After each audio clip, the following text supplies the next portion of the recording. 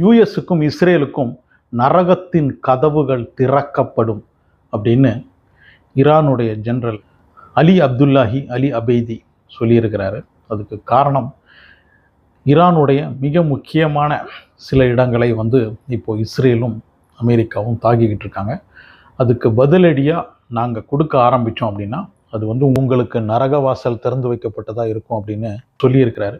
இந்த போர் இப்போ இன்னைக்கு 36வது நாள். ஒவ்வொரு நாளும் இந்த போரை பற்றி ஏதாவது வீடியோ போடும்போது, ஒவ்வொரு நாளும் நான் போடுறதில்ல, அந்த வீடியோ பண்ணும்போதெல்லாம் தோணும் இன்னைக்கு இதுதான் கடைசி வீடியோவாக இருக்கணும், நாளைக்கு போடுற வீடியோ போர் நிறுத்தப்பட்டது அப்படின்ற மாதிரி இருக்கணும் அப்படின்னு ஆசைப்படுவேன்.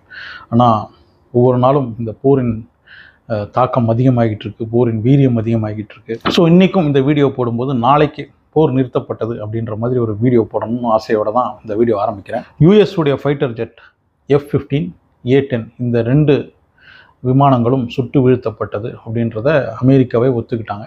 அதாவது ட்ரம்ப்பே ஒத்துக்கிட்டாரு. அதுக்கு முக்கியமான காரணம் என்னென்னா, இந்த A-10 அந்த பைலட் அப்படின்னு சொல்கிறத விட பைலட்டுக்கு பக்கத்துலேயே இருக்கிற இந்த ஃபைட்டர் ஜெட்லலாம் பைலட்டுக்கு பக்கத்துலேயே இருக்கிற வெப்பன் சிஸ்டம் ஆஃபீஸர், அவங்க தான் எந்த இடத்துல தாக்குதல் நடத்தணும் அப்படின்னு தீர்மானம் பண்ணி அந்த தாக்குதல் நடத்துவாங்க. நம்ம பைலட் அப்படின்னு சொல்லுவோம், ஏன்னா அவ்வளோ பெரிய வார்த்தையை சொல்கிறதுக்கு இந்த வீடியோ இன்னும் லென்த்தாக போகும் அப்படின்றதுனால அந்த பைலட்டை கண்டுபிடிச்சு கொடுத்தா ஈரான் கிட்டத்தட்ட இந்திய ரூபாய் மதிப்பில் 63 லட்சம் ரூபாய் சொல்லியிருந்தாங்க சம்மானமாக. அதுக்கு வேற ஒரு காரணமும் இருக்குது. அவரை உயிருடன் பிடிக்கணும் அப்படின்றத விட அந்த விமானத்திலிருந்து அவர் எஜெக்ட் ஆகி விழுந்த இடம், இந்த பொஹார் அப்படின்ற இடம் ஒரு காட்டு பகுதி. அங்கே இருக்கிற மக்கள் பொதுவாகவே கையில் துப்பாக்கி வச்சுருப்பாங்க, அதிகமான நபர்களும். ஏன்னா அங்கே காட்டு விலங்குகளிடம் இருந்து தப்பிக்கிறதுக்காக, அவங்களுடைய வளர்த்து மிருகங்களை காப்பாற்றுறதுக்காக இந்த மாதிரி துப்பாக்கி வச்சுருப்பாங்க. ஸோ இந்த மாதிரி யூஎஸ்உடைய ஒருத்தர் அந்த ஏரியாவில் எங்கேயாவது விழுந்து இவங்க கண்ணில் பட்டுட்டாங்கன்னா அவங்க சுட்டு பிடிக்கிறதுக்கான வாய்ப்பு இருக்குது, இல்லைன்னா சுட்டு கொள்வதற்கான வாய்ப்பு இருக்குது. அதனால தான் ஈரான் இப்படி ஒரு சம்மானத்தை அறிவிச்சிருந்தாங்க. இப்போ ட்ரம்ப் என்ன சொல்கிறாருன்னா, அவரை சேஃபாக நாங்கள் ரெஸ்கியூ பண்ணிட்டோம் அப்படின்னு சொல்லியிருக்கிறாரு. சேஃபாக ரெஸ்கியூ பண்ணியிருந்தாருன்னா ட்ரம்ப் சாதாரணமாக 10ல் 9 பொய்யா தான் சொல்வார். அப்படி ரெஸ்கியூ பண்ணியிருந்தாங்கன்னா ரொம்ப சந்தோஷம். ஒரு போரை பொறுத்த வரைக்கும் ஒவ்வொருத்தருக்கும் உயிர் போகிறது அப்படின்றதே பெரிய துக்கமான விஷயம். உயிருடன் இவரை ரெஸ்கியூ பண்ணியிருந்தாங்கன்னா அது ரொம்ப சந்தோஷமான விஷயம். இது வரைக்கும் அதை பற்றின ஃபோட்டோஸ் எதுவும் வரல. ட்ரம்ப் சொன்ன அந்த ஒரு நியூஸ் மட்டும்தான் வந்திருக்கு. அதுக்கு நடுவில் பேச்சுவார்த்தை நாங்கள் நடத்திக்கிட்டு தான் இருக்கோம். இவரை தேடுற அந்த ஒரு பணி நடந்துக்கிட்டு இருக்கும்போதே ஈரானுடனான பேச்சுவார்த்தை நடந்துக்கிட்டு இருக்கு அப்படின்னு ட்ரம்ப் சொல்லியிருந்தார்.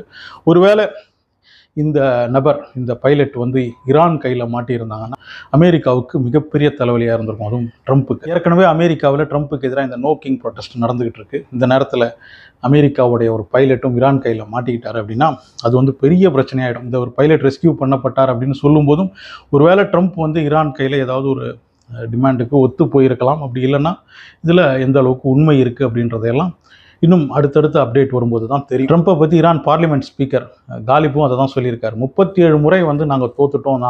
இந்த போர் ஆரம்பித்ததுலேருந்து ஒவ்வொரு நாளும் ஈரான் தோத்துருச்சு அப்படின்னு தான் சொல்லிட்டு இருக்காரு.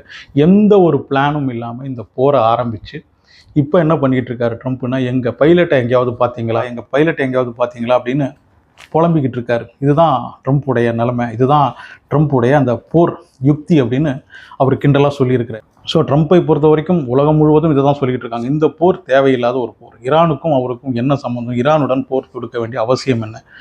இதனால் அமெரிக்காவுக்கு என்ன லாபம் அப்படின்ற மாதிரி ட்ரம்ப்பை பொறுத்த வரைக்கும் இது ஒரு முட்டாள்தனமான முடிவு. ஒருவேளை இஸ்ரேலுக்காக இவர் போர் தொடுத்திருந்தாருன்னா அது அவங்க பார்த்துப்பாங்க, அவங்க பிரச்சனை, இதில் ஏன் இவர் தலையிடுறாரு அப்படின்ற மாதிரி ட்ரம்ப்புக்கு அமெரிக்கா முழுவதும் எதிர்ப்பு இருக்குது. யூஎஸ் டிஃபென்ஸ் செக்ரட்டரி அவர் என்ன சொல்லியிருந்தாருன்னா, ஈரானுடைய வான்வழி பாதைகள் மொத்தமாக எங்கள் கட்டுப்பாடுக்கு வந்துருச்சு, இனிமேல் சாதாரண ஃபைட்டர் ஜெட்டை கூட ஈரானுக்குள்ளே கொண்டு போய் அவங்க தாக்குதல் நடத்தலாம் அப்படின்னு சொன்னார். அவர் சொல்லி வாய மூடலை. F-15, A-10 அப்படின்ற 2 அமெரிக்காவுடைய ஃபைட்டர் ஜெட்டை ஈரான் அடித்து வீழ்த்தியிருக்காங்க. அதுக்கு ஈரான் என்ன சொல்கிறாங்கன்னா, இந்த 2 விமானங்களையும் சுட்டு வீழ்த்துவதற்கு காரணம் எங்களுடைய அதிநவீன சேஃப்டி சிஸ்டம் தான் அப்படின்னு அவங்க சொல்கிறாங்க ஈரான். அப்போது ஈரான் கையில் அவங்கள பாதுகாத்துக்கிறதுக்கு பலவிதமான நவீன தொழில்நுட்பம் இன்னும் இருக்குது அப்படின்றது தான் இதை காட்டுது.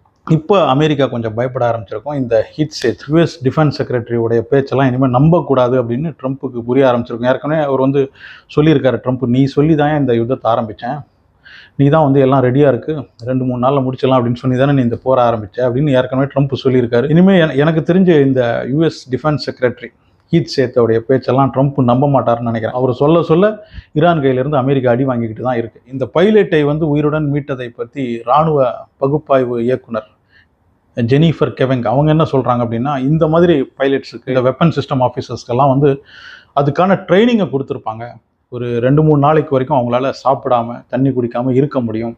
இந்த ஃப்ளைட்லேருந்து எஜெக்ட் ஆகி எந்த இடத்துல அவங்க போய் லேண்ட் ஆகுறாங்களோ அந்த இடத்துல என்னென்ன இருக்கோ அதை வச்சு அவங்களால உயிர் வாழறதுக்கான ட்ரைனிங்கும் அவங்களுக்கு கொடுக்கப்பட்டிருக்கும். மேக்சிமம் உயிருடன் இருப்பதற்கான எல்லா முயற்சிகளும் எடுப்பாங்க. அதே மாதிரி எதிரியிடம் மாட்டாமல் இருக்கிறதுக்கான முயற்சியும் அவங்களுக்கு எடுக்கிறதுக்கான எல்லா ட்ரைனிங்கும் கொடுக்கப்பட்டிருக்கும் அப்படின்னு அவங்க சொல்கிறாங்க. ஸோ இந்த ஜெனிஃபர் கெவெங் அவங்க சொல்கிறதையெல்லாம் பார்க்கும்போது இந்த பைலட் வந்து உயிருடன் மீட்கப்பட்டார் அப்படின்னு நம்ம நம்புவோம். எதுக்காக? தேவையில்லாமல் ஒரு போருக்காக, ட்ரம்ப்புடைய அந்த தேவையில்லாத பைத்தியக்காரத்தனத்துக்காக, அது அமெரிக்காவுடைய இராணுவ வீரராக இருந்தாலும் சரி, இல்லைனா ஈரானுடைய இராணுவ வீரராக இருந்தாலும் சரி, இல்லைனா பைலட் யாராக இருந்தாலும் அவங்களுக்கெல்லாம் இருக்கிறது உயிர் தான் இல்லையா?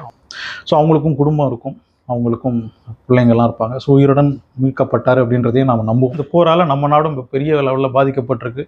சில பேர் வந்து 180 ரூபாய்க்கெல்லாம் பெட்ரோல் வந்துடுச்சு அப்படின்லாம் சொல்கிறாங்க. பல இடங்கள்லையும் பெட்ரோலுடைய விலை பயங்கரமாக ஏறி இருக்குது. இந்தியாவை தவிர மற்ற நாடுகள்லையும் இன்னும் பெரிய லெவலில் பெட்ரோல்லாம் விலை ஏறி இருக்குது. எல்பிஜிலாம் தட்டுப்பாடு கட்டுக்கடங்காமல் போய்கிட்டு இருக்கு.